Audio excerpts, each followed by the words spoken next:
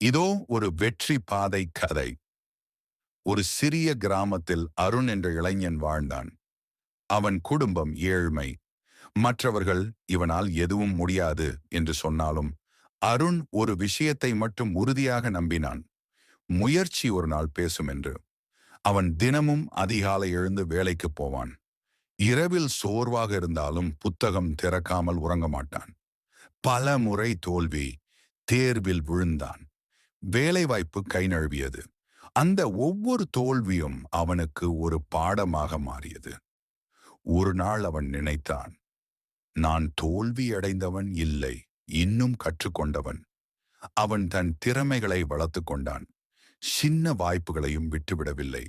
மெதுவாக அவன் உழைப்பு கவனிக்கப்படத் தொடங்கியது.